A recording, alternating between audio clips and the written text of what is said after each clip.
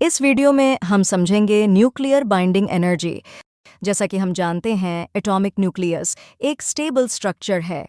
Atom के nucleus के अंदर प्रोटॉन और न्यूट्रॉन होते हैं, जिन्हें न्यूक्लियॉन्स भी कहा जाता है।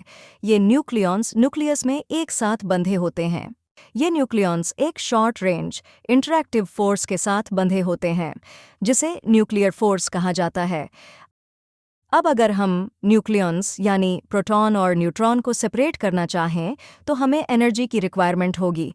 रिक्वायर्ड एनर्जी वैल्यू इतनी होनी चाहिए जिससे कि प्रोटॉन और न्यूट्रॉन्स को इतने डिस्टेंस पर सेपरेट किया जा सके जिसपे उनके बीच कोई फोर्स ऑफ अट्रैक्शन न हो। इस रिक्वायर्ड एनर्जी को ही हम न्यूक्लियर बाइंडिंग एनर्जी कहते हैं। साधारण शब्दों में कहे तो न्यूक्लियर बाइंडिंग एनर्जी वह एनर्जी है जो न्यूक्लियॉन्स यानी प्रोटॉन और न्यूट्रॉन्स को न्यूक्लियस में एक साथ बांधे रखती है। न्यूक्लियर बाइंडिंग एनर्जी को आइंस्टाइन की थ्योरी मास एनर्जी एक्विवैलेंस पर एक्सप्लेन किया गया है।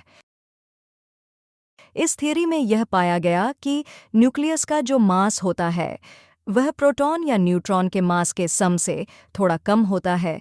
इसे मास डिफेक्ट भी कहा जाता है। इस थ्योरी में यह पाया गया कि जो मास डिफेक्ट हुआ है वो मास एनर्जी की फॉर्म में कन्वर्ट होता है, जिसे हम बाइंडिंग एनर्जी के नाम से भी जानते हैं।